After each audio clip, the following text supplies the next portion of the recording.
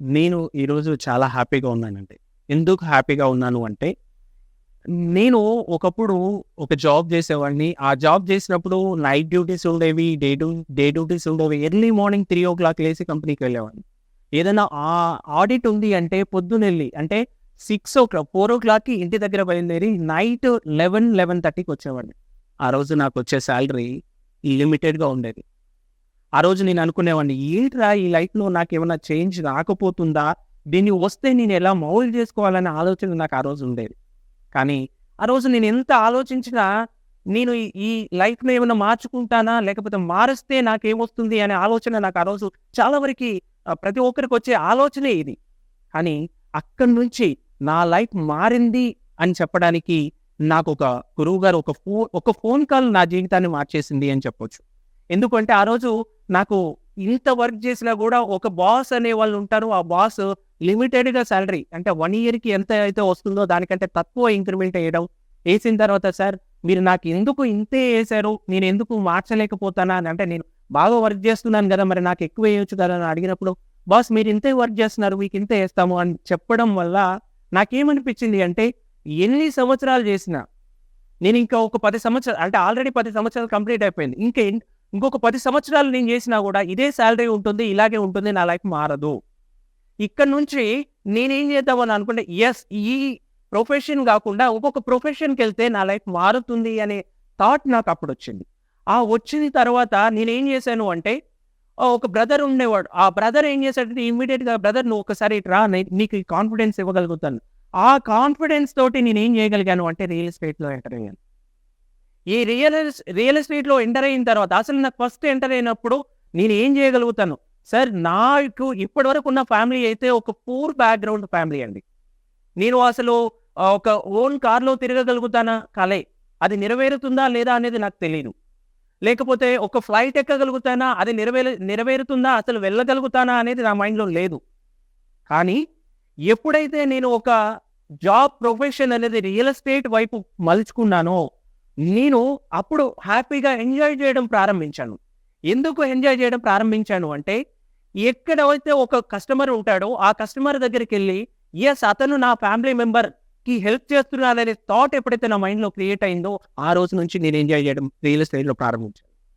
చాలా బాధలొస్తూ ఉంటాయి. ఆ బాధలు వచ్చినప్పుడు మనం ఏమనుకుంటాము అంటే, ఇంతటితో లైఫ్ ఆగిపోతుంది. ఇంకా ఏమైనా చేయగలుగుతామా? అంటే నేను ఇనిషియల్‌గా స్టార్ట్ అయినప్పుడు నా వల్ల కాదేమో రియల్ ఎస్టేటో ఇదేనా నా లైఫో అనే థాట్ నా మైండ్‌లో క్రియేట్ అయింది. కానీ అక్కడ జనరేట్ అయిన థాట్ ఏదైతే ఉందో దాన్ని వితిన్ ద 6 మంత్స్ చ టైమ్‌లో నేను ఆ థాట్‌ని నా మైండ్ నుంచి తీసేసాను. ఎందుకు అంటే హెల్ప్ చేయడం వల్ల ఎవరైనా ఏదైనా చెప్తూ ఉంటారో అంటే అది నమ్మరు ఎక్కువ మంది. కానీ ఎవరైతే జెన్యూన్‌గా చెప్తారో వాళ్ళ మాటలు 100% నమ్ముతారు. ఎందుకంటే ఫస్ట్ నమ్మకపోతుండొచ్చు కానీ తర్వాత వచ్చే పర్సన్స్ మిమ్మల్ని వదిలిపెట్టి ఎక్కడికి వెళ్ళిపోరు. ఇది 100% కరెక్ట్. ఆ చెప్పే ప్రతి మాటలో మనం జెన్యూన్‌గా ఉన్నప్పుడు, మనం ఒక పర్సన్‌కి హెల్ప్ చేయాలనే కోరిక మనలో ఉన్నప్పుడు 100% అది నమ్మగలుగుతారు. ఆ థాట్ నా మైండ్‌లో జనరేట్ అయిన తర్వాత పర్సన్స్ ఎవరైతే మనకు పరిచయం అవుతున్నారో ఆ పర్సన్స్‌ని సార్ నేను చేసే ప్రయత్నం ఏంటి అంటే మీకొక ప్రాపర్టీని ఇవ్వడం కోసం మాత్రమే నేను చేస్తున్నాను అనే ఆలోచనని అప్పుడు క్రియేట్ చేయగలిగాను. ఆ క్రియేషన్ వచ్చిన తర్వాత నుంచి నేను ఇప్పటివరకి ఒక 4 దేశాలు తిరిగొచ్చానండి. ఎందుకు చెప్తున్నాను అంటే, సార్ నేను ఎప్పుడో ఒక నార్మల్ పర్సన్‌గా ఉండి, ఒక కారు లేకుండా ఉండి, నేను ఇలాగే బ్రతకగలుగుతున్నాననే స్థాయి నుంచి, ఇది నీ స్థాయి కాదు, ఇంకొక స్థాయి ఉంది. ఆ స్థాయికి వెళ్ళగలవు అని నిరూపించింది ఒక రియల్ ఎస్టేట్. ఇది నాకున్న బలం అన్నా కూడా రియల్ ఎస్టేట్‌కున్న అతిపెద్ద బలమని నేను చెప్పగలుగుతాను. ఎందుకంటే ఆ రోజు నేను బ్రతికింది నేను నార్మల్‌గా ఒక పూరి గుడిసెలో ఉండే స్థాయి నుంచి నేను వచ్చాను. వచ్చినప్పుడు జాబ్ చేశాను. తర్వాత నేను పార్ట్ టైమ్ జాబ్ చేస్తూ ఉన్నప్పుడు చూసాను. అక్కడున్న ఇన్‌కమ్ జనరేషన్ కన్నా గూడా ఇక్కడికొచ్చిన తర్వాత ఇన్‌కమ్ జనరేషన్ అనేది ఒకరికి ఒకరు హెల్ప్ చేస్తూ ఉంటే ఎంత బాగా ముందుకెళ్ళగలమో ఈ రియల్ ఎస్టేట్‌లో తెలుసుకోగలిగాను. అలా నేను రియల్ ఎస్టేట్‌లో నేర్చుకున్న ప్రతి విషయం గూడా ఏ రోజు గూడా నేను అంటే ఇది ఇలాగే ఉంటుంది. ఇది ఇలాగే కానీ కాదు. నేనెందుకు అంటే ఎవ్రి పర్సన్ నుంచి ఏదో ఒకటి నేర్చుకోవచ్చని చాలామంది చెప్తూ ఉంటారు. కానీ ఎవరు దాన్ని తీసుకున్న వాళ్ళు ఎవరు తక్కువే ఉంటారు. కానీ నేను ఎక్కువ పర్సన్‌ని కలిసినప్పుడు ఒక్కొక్క పర్సన్ ఒక్కొక్కలాగా ఉంటారు. ఆ పర్సన్‌తో మాట్లాడినప్పుడు నువ్వు ఇలా కాదు, ఇంకొక నెక్స్ట్ టైమ్ వెళ్ళినప్పుడు ఇలా మాట్లాడాలి అని ప్రతి ఒక్క పర్సన్ నుంచి నేర్చుకోవడం ప్రారంభించాను. ఆ నేర్చుకోవడం ప్రారంభించిన తర్వాత నేను మాట్లాడే విధానం గాని, నేను వే ఆఫ్ స్టైల్ గాని, నేను ఈ ముందుకు వెళ్తున్నప్పుడు ఇది కాదు నీ కాన్ఫిడెన్స్, నీకున్న బలం ఇది అని వాళ్ళు చెప్తూ వచ్చారు. అదే నా బలం. ఈరోజు ఒక పర్సన్ ఏదైనా చేయగలుగుతున్నారు అంటే అది ఒక్కడి వల్ల ఏది కాదు. కానీ మనతో పాటు వెనకాల ఉన్న పర్సన్స్ నువ్వు ఇది చేయగలవు అని చెప్పి వెన్నుతట్టి, బాస్ నీ దగ్గర ఉన్న నాలెడ్జ్ ఇది, దీన్ని ఎందుకు ఉపయోగించుకోలేకపోతున్నావు, నువ్వు ఇంకా బాగా ఉపయోగించుకున్నావు ఎందుకు అంటే ఆ పర్సన్స్తో మాట్లాడగలుగుతున్నాం.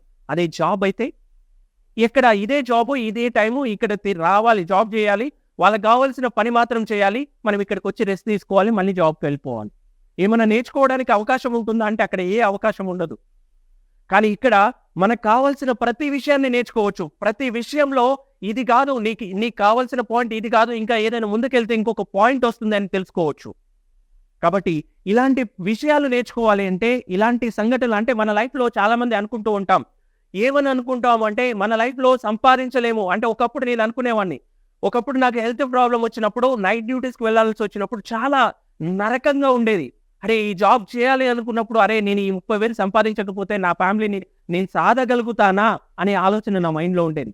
కానీ ఆ రోజు అనుకున్న 30,000 కాదు, ఈరోజు నేను ఒక 1,00,000 వరకు సంపాదించగలుగుతున్నాను. ఎందుకు అంటే ఇక్కడ నా మైండ్లో చేసి తీసుకొచ్చిన, నాతో పాటు ఉన్న పర్సన్స్ తీసుకొచ్చిన ఆలోచన. ఇది ఏదో ఒక 1% తీసుకొచ్చే చేంజ్ కాదండి. మనం టీమ్గా ఉంటే వచ్చే ఆ చేంజే మనల్ని మార్పుకు ఒక నాంది వేస్తుంది.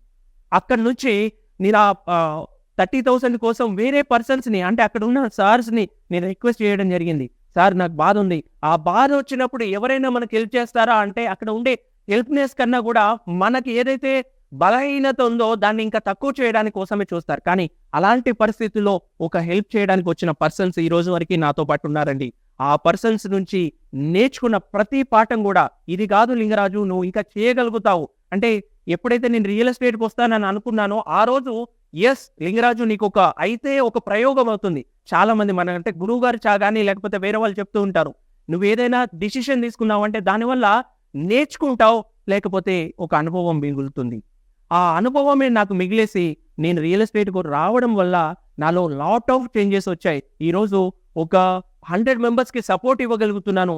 తర్వాత నేను లాట్ ఆఫ్ మెంబర్స్కి ఒక సహాయం చేయగలుగుతున్నాను. ఇలాంటి సహాయమే రానున్న కాలంలో అది నేను చేస్తే కాదండి, ఒక టీ హోమ్స్ అనే కంపెనీ వల్ల, ఆ కంపెనీలో ఎలా అంటే ఒక జెన్యూన్ థాట్స్తో మాత్రమే ముందుకెళ్తారు. అలాంటి జెన్యూన్ థాట్స్ ఉన్న కంపెనీతో పాటు ఉన్నాను కాబట్టి నా లైఫ్ మారింది అని చెప్పడానికి నేను సగర్వంగా ఒప్పుకుంటున్నాను. Thank you so much.